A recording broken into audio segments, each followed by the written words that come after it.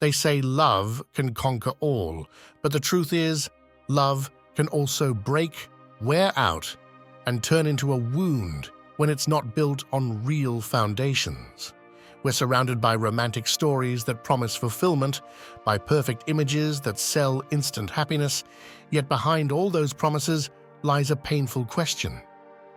Why, if we've never been so connected, do we feel so lonely and disappointed in love? We fall in love quickly, idealize without truly knowing, and when reality shows its human face, we think love is over. But what collapses isn't love, it's the illusion we built around it. Many people today carry the invisible fatigue of having given too much or having waited for something that never came.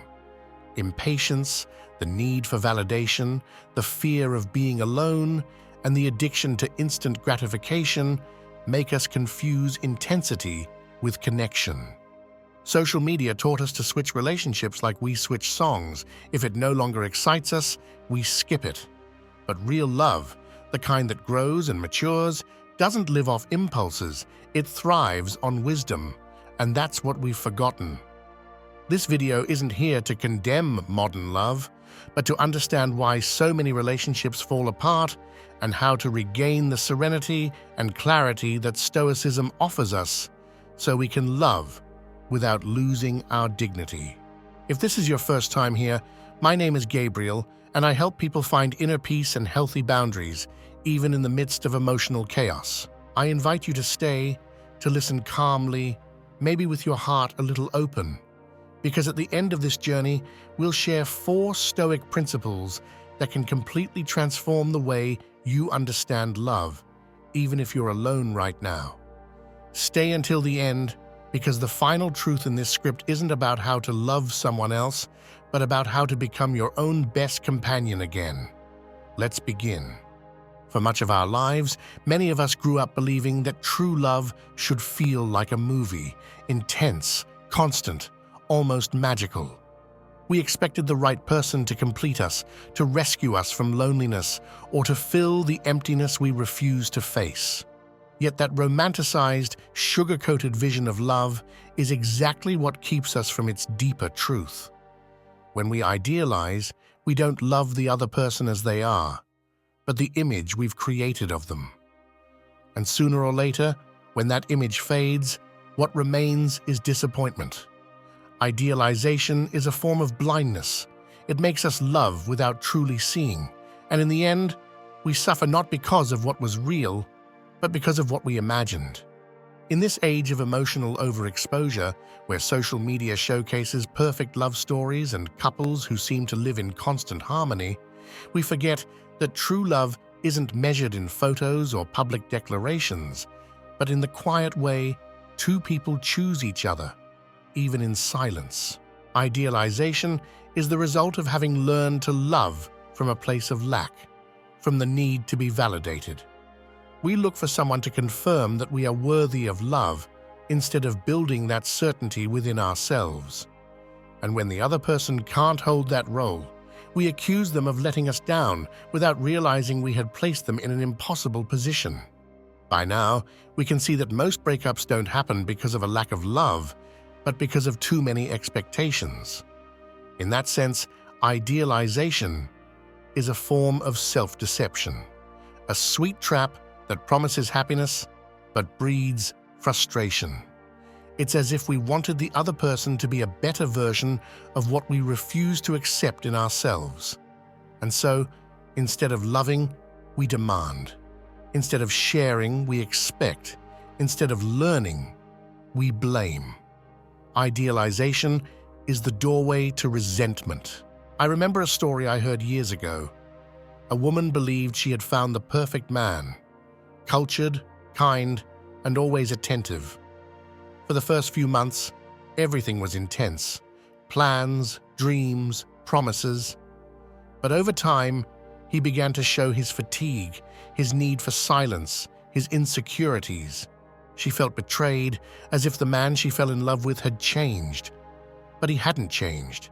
He had simply stopped pretending to be perfect. What collapsed wasn't the relationship, but the fiction she had built. That story taught me that real love isn't a mirage of virtues, but a meeting between two human beings willing to see each other without decoration. Stoicism reminds us that to love is neither to possess nor to idealize, but to accept. Marcus Aurelius said that everything that happens is natural, and serenity comes from living in harmony with reality. Applied to love, this means learning to see the other person without filters, without expecting them to play the role of our salvation. Mature love doesn't promise fireworks. It promises presence, patience, and respect for the other's process. That is the kind of beauty that endures through time. When we stop idealizing, something interesting happens. We begin to see more clearly, not only the other person, but also ourselves. We discover our own projections, the fears we hide behind the desire for perfection, and the need for control that poisons our relationships.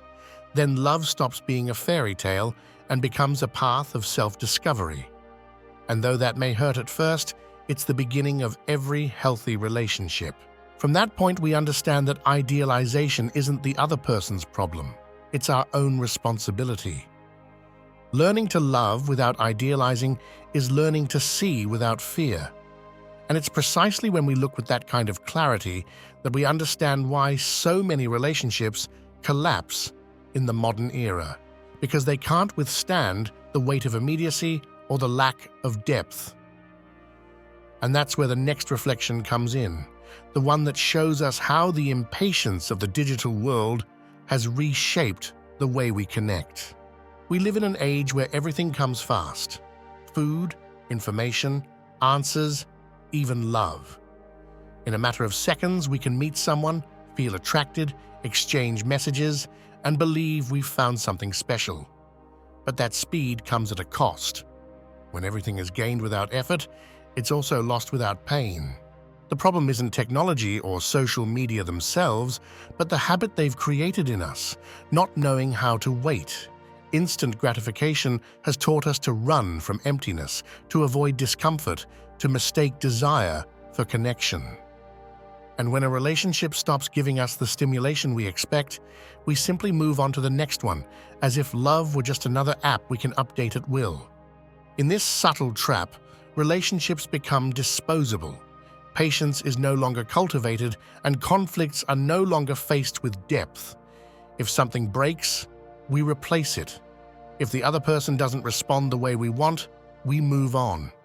We've turned love into a product and emotions into commodities. But love doesn't thrive in urgency. It needs time, silence, and vulnerability. Many relationships today fall apart not because of incompatibility, but because of a lack of emotional maturity to endure discomfort, to stay, and to rebuild. Emotional haste kills intimacy because intimacy can only bloom when we dare to stay, even amid the noise. By now, we understand that instant gratification robs us of the art of waiting. And waiting is not the same as resignation. It's the wisdom of not demanding from time what it's not yet ready to give. The ancient Stoics knew that anything of true value requires discipline. Epictetus said that nothing great is created without effort, and love is no exception. In a relationship, that discipline translates into patience, empathy, and the ability to understand that the other person's emotional rhythm won't always match our own. To love is not to synchronize rhythms, but to respect them. One of the paradoxes of our time is that, although we are hyper-connected, we've never felt so lonely. Immediacy promises us company, but leaves us empty. That emptiness disguises itself as anxiety, the need to feel something, anything, just to avoid facing stillness. Deep down, it's not loneliness we fear, but the silence that forces us to listen to what we truly feel. That's why we seek constant distractions, fleeting connections that help us forget, even for a moment, that we don't know how to be alone with ourselves. Stoicism invites us to recover temperance, the virtue that teaches us to master our impulses and act from reason rather than reaction. Applied to love, it means not being dragged by the urge to feel something new, but choosing calmly, staying consciously, and understanding that true connection is built when we move through boredom without running away. In a world that never stops rushing, slowness becomes an act of rebellion, and loving slowly, almost a revolutionary gesture. Some time ago, a man told me that every time a relationship became difficult, he convinced himself he had chosen the wrong person. He spent years searching for the right one, until he finally realized the problem wasn't them. It was his inability to endure discomfort. When he finally decided to stay, to listen, to apologize, and to rebuild, he discovered something he had never felt before. Peace. Not euphoria, not intensity, peace. What he had always avoided was exactly what mature love was offering him. And with that in mind, we can look deeper. Behind this emotional haste lies an older wound, the need for love to save us, for someone to complete us and give meaning to what feels incomplete inside. That silent emptiness is the root of many broken relationships, and also the key to understanding how healing begins. Because when love is sought to fill a void, it only empties us further. That's what the next reflection is about, the emptiness we try to fill when we say we're in love. There's a phrase I often repeat: not everyone is looking for love. Many are just looking for relief. And that difference is enormous. We seek partners to feel accompanied, recognized, desired. But rarely do we do it from a place of wholeness. Almost always, we do it from a place of lack. We want someone to ease our anxiety, give us meaning, or save us from loneliness. But no one, no matter how much they love us, can hold that role forever. When love is born from the fear of being alone, it turns into dependence. And when dependence rules the relationship, love becomes tainted with demands and resentment. So far, we've seen how idealization and immediacy wear relationships down. Here we encounter the third root, inner emptiness. Many relationships don't collapse from a lack of love, but from a lack of identity.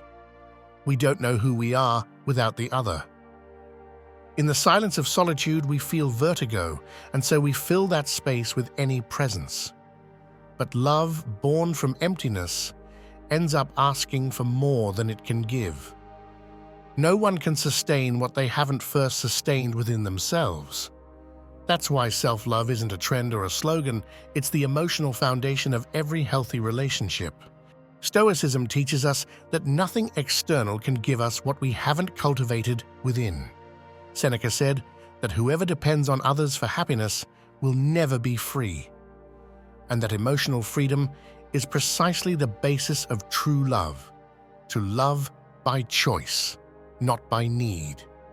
When you know yourself, you no longer look for someone to complete you, you look for someone to share with. When you accept yourself, you stop demanding that others save you. And when you learn to be at peace in your own company, solitude stops being a punishment and becomes a home. I remember a story about a woman who had spent years jumping from one relationship to another. She always said she hated being alone. One day, after yet another breakup, she forced herself to spend a year without a partner. At first, she felt desperate, then sad, until she began to rediscover parts of herself she had forgotten. Her love for reading in silence, her joy in walking aimlessly, her pleasure in cooking just for herself. When someone new eventually came into her life, she didn't need him to fill a void. She wanted to share the abundance she had built. That was her turning point. She realized that love wasn't meant to rescue her, but to walk beside her. Many fear solitude because they confuse it with emptiness, but inner silence isn't absence, it's space. Self-love is about learning to inhabit that space without fear, to listen to yourself without judgment, and to offer yourself the same care you long to receive. Those who love themselves maturely don't need to be chosen to feel worthy. They know their worth before anyone chooses them. That confidence isn't arrogance, It's serenity. It's the peace of someone who no longer fears losing another because they've learned not to lose themselves. There's something deeply liberating in understanding that not every connection has to last forever to have meaning. Some people come to reveal our wounds, others to accompany us for a while, and a few to stay. But all of them are teachers if we choose to see them through the lens of growth instead of lack. True emotional maturity begins when we stop asking, "Why don't they love me the way I need?" and start asking, "Why do I expect so little from myself?" And if this message resonates with you, I invite you to pause and stay in this space a little longer. Subscribe, give it a like, and share your name and country in the comments. I love reading where in the world this community is growing. Tell me too if there's something you'd like to add to this conversation about love and solitude. I read every message carefully because the stories you share give meaning to every word we speak here. From this understanding of emptiness, we can now look ahead.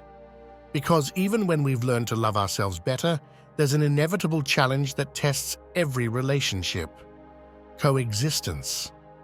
And that's often where love, though still alive, begins to slowly wear down. Love can survive distance, silence, and even disagreement, but it rarely survives neglect. Living together, which should in theory strengthen the bond, often weakens it when we fail to understand that sharing a home is not the same as sharing a life. Wear and tear begin when routine replaces connection, when small conversations turn into complaints, and when everyday gestures lose their intention. Loving someone every day requires more than habit, it requires presence. And presence isn't measured by physical proximity, but by emotional availability. Up to this point, we've spoken about ideals and emptiness, but now we enter the realm of practice. Because love, more than a feeling, is a discipline. Coexistence reveals who we truly are, what we tolerate, what we hide, what we still need to heal. And if there's no honest communication, understanding, and space to breathe, what once was tenderness turns into irritation. It's not that love disappears, it suffocates under the weight of daily demands. In that emotional asphyxia, many conclude that the relationship is over without realizing that what faded was the form, not the essence. Loving long-term means learning to distinguish between supporting and controlling. Those who love from trust allow the other person to be, even if that means they take distance or choose a different path. Control, on the other hand, is born from fear of loss. When we try to mold the other person to keep them, we destroy what made them unique. Two people can walk side by side and still keep their own pace. That's the difference between loving with maturity and loving with anxiety. Like two fires burning close together without consuming each other. That's how love should endure over time. There are couples who, after many years, realize they've stopped listening to each other, that they speak from separate worlds without truly hearing. Not because there's no love, but because coexistence has made them blind to the details. Love doesn't die from great betrayals, but from small omissions repeated over time. That's why it's worth pausing every so often to ask, when was the last time I looked at my partner with curiosity? When was the last time I listened without needing to be right? These simple questions can bring oxygen back into a relationship that feels stagnant. Stoicism teaches that we can't control what others do, only what we choose to bring to the relationship. If we act with virtue, patience, and respect, our part is done, even if the other doesn't respond in kind. In love, this lesson is powerful. It's not about winning arguments, but about preserving inner peace. Temperance, one of the cardinal virtues, is essential for coexistence. Knowing when to speak and when to stay silent, when to insist and when to let go, is a form of wisdom. It doesn't mean giving up, it means consciously choosing where it's worth placing our energy and where it isn't. Some time ago, an elderly couple shared their secret with me. Every day, we choose whether we want to be right or be at peace. You can't always have both. That sentence captures the emotional maturity that many modern relationships have lost. To love is to accept that the other person isn't here to complete us, but to accompany us in our evolution. And to accompany means giving space, acknowledging the other's right to change and keep growing, even if that growth forces us to adjust our own path. Behind everyday wear lies a larger truth. Relationships don't sustain themselves, they're cared for, and care requires intention, humility, and time. But it also needs a foundation, because even the best intentions fade if there are no guiding principles to anchor the bond.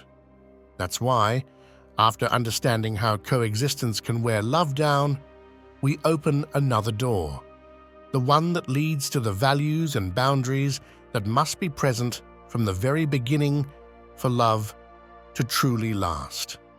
For generations, love wasn't measured in likes or constant messages, but in quiet gestures, in daily commitment, and in the patience that came from understanding that nothing valuable is built without effort. Of course, not all marriages back then were healthy or exemplary. Many endured out of obligation or fear of judgment. But there was something they had that seems lost today.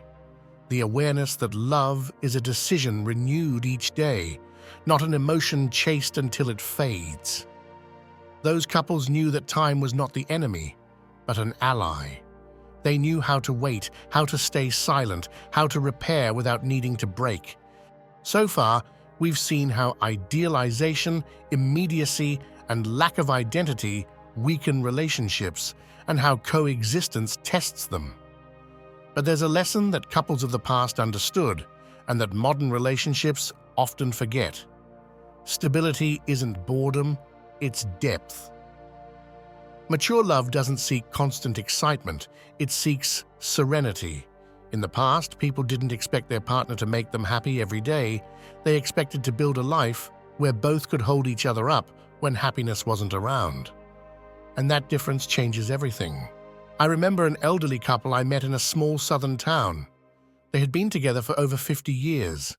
He had lost part of his hearing, and she could no longer walk easily. I asked them what their secret was. She smiled and said, "Knowing when to talk and when to let silence answer." He added, "And never forgetting that we're still two people, not one." That line stayed with me. In times when everything is confused with emotional fusion, understanding that to love is not to merge but to coexist is a mark of wisdom. Couples of the past also shared a sense of purpose. It wasn't just about falling in love, it was about building something that outlasted infatuation. A home, a family, a project, a sacred routine. Today, many relationships dissolve once the initial excitement fades because there's no why to sustain them. Without purpose, love becomes fragile. Stoicism teaches that the highest virtue is not to feel, but to act according to values. And in love, those values are what determine whether a relationship can survive the storm or sink with the first wave.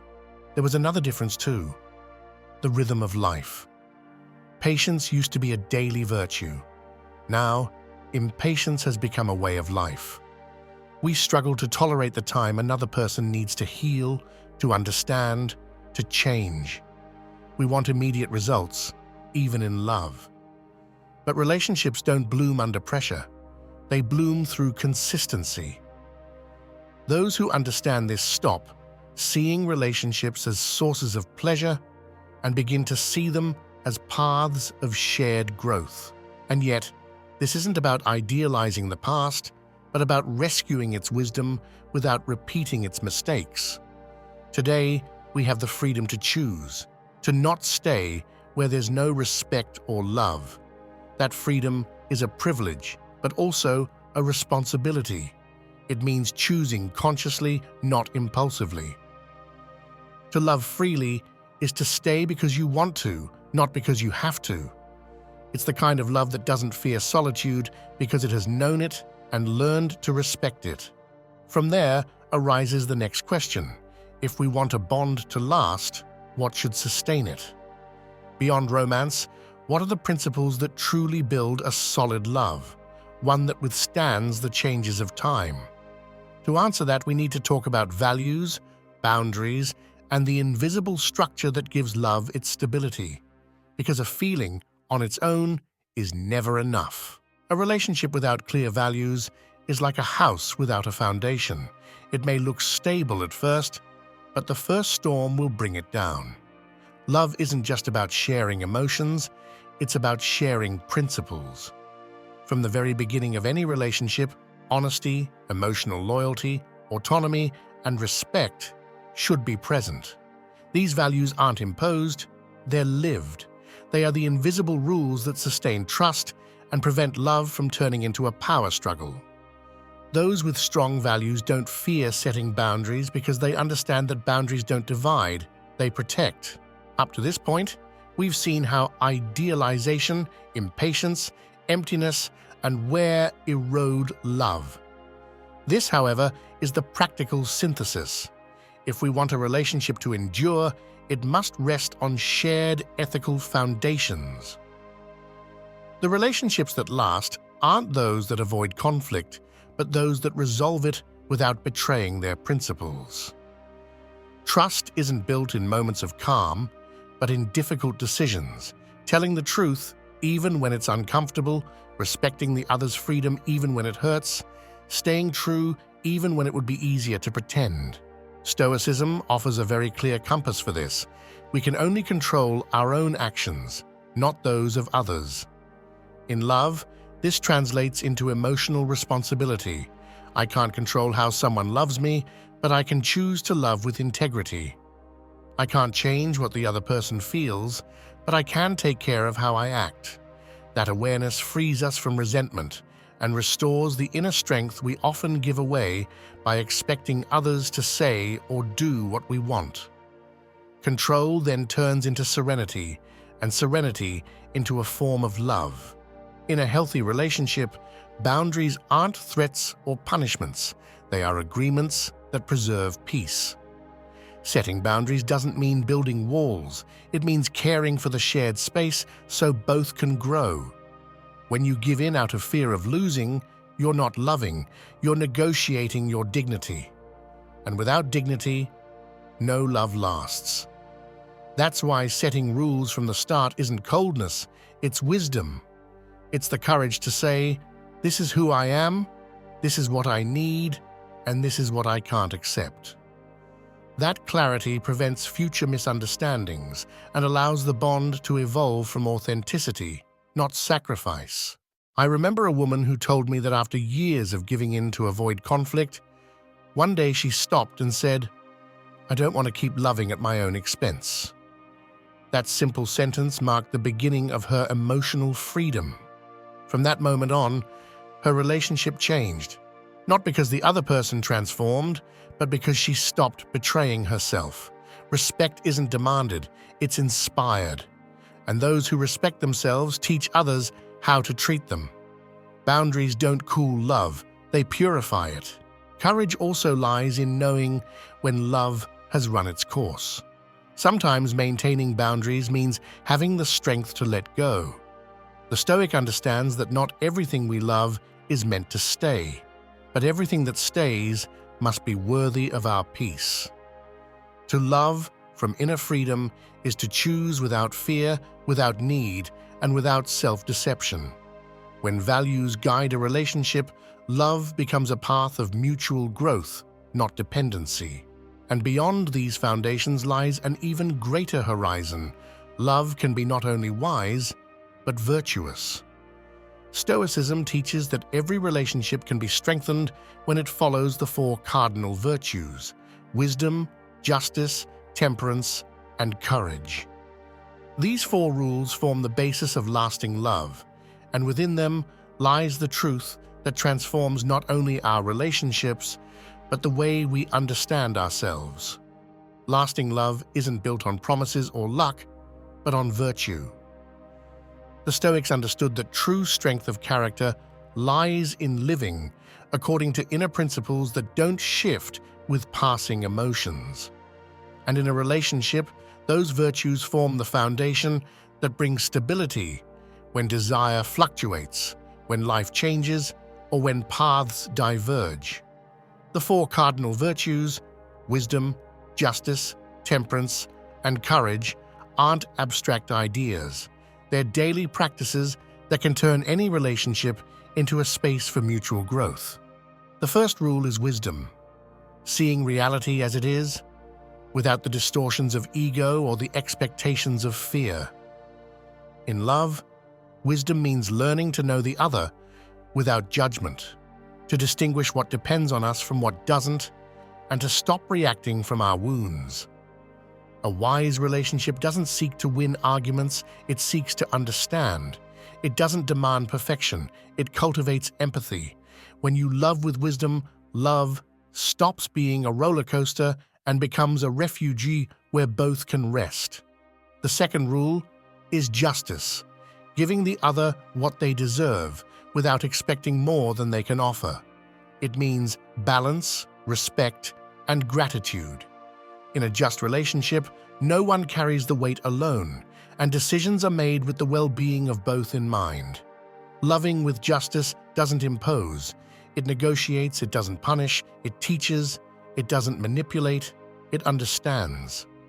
Remembering this virtue is remembering that love doesn't have to hurt to be deep, nor demand sacrifice to be real. Justice is the heart of healthy bonds because it teaches us to love without abusing or allowing abuse. The third rule is temperance, the art of emotional balance. In love, temperance shows itself when we avoid extremes, when we don't let anger or passion overrun reason. It means speaking calmly, even in the storm, pausing before saying something hurtful, and choosing peace over pride. Temperance doesn't cool love, it matures it. It allows affection to express itself with serenity without the urgency or drama that exhaust relationships.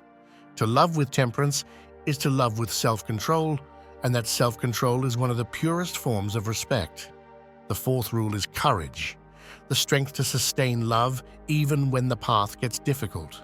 It's not about enduring pointless pain, but about standing firm through the inevitable challenges.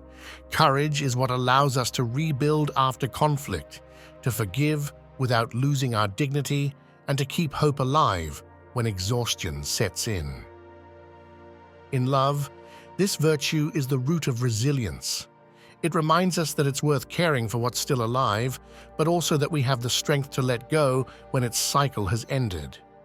These four virtues aren't formulas, they're practices. They require consistency, reflection, and humility. But once embodied, love no longer depends on external circumstances. It becomes a free choice, a conscious act of will. To love with wisdom, justice, temperance, and courage doesn't guarantee a love that lasts forever, but it does ensure that for as long as it lasts, it will be healthy, dignified, and real. And perhaps this is the brightest lesson of all, that the greatest love we can cultivate isn't the one we give to another, but the one we build within ourselves. Because the only companion we'll have for a lifetime is us. If we learn to love ourselves with these same virtues, all other relationships will bloom naturally. To love from wholeness isn't to close your heart, it's to open it from freedom. And when you become your own best companion, any love that arrives stops being a need and becomes a choice. Throughout this journey, we've seen that modern love doesn't fall apart from a lack of feelings, but from an excess of expectations, from emotional haste, from fear of loneliness, and from the absence of solid values. We've learned that idealizing someone is losing the chance to truly know them, that instant gratification weakens patience, that inner emptiness can only be filled with self-love, and that coexistence requires attention and respect to avoid turning into routine. We also revisited the wisdom of those who loved calmly and discovered that the healthiest relationships are built on clear principles. Finally, the 4 Stoic rules, wisdom, justice, temperance, and courage, offered us a map to love without losing ourselves, to build relationships where freedom and serenity matter more than possession or fear. Thank you for staying until the end, for listening, for reflecting, and for being part of this community that seeks to live with greater awareness and dignity. Every word here has meaning because you're on the other side, sharing your time, your story, and your silence. Your presence makes it possible to keep creating these moments where philosophy becomes warmth and thought becomes companionship. That's what we do here. We learn to live and love without losing our peace, even when others don't change. My name is Gabriel, and my purpose is to help you recover clarity, serenity, and healthy boundaries through the wisdom of Stoicism applied to everyday life. Because when we learn to love ourselves with maturity, to care for our minds and hearts with the same attention we give to others, we begin to live from a freer place. And that freedom is never lost, even when love changes its form or face. If this message resonated with you, I invite you to comment where you're listening from and write this phrase to seal what we've learned today. The love I give begins with me. Share it with someone who needs to remember that it's still possible to love without losing themselves. Subscribe, hit the bell, and keep exploring this path of inner growth. Next, you'll see 2 videos on screen. Choose one and continue deepening your search for wisdom, serenity, and conscious love. May you always find within yourself the company you seek outside.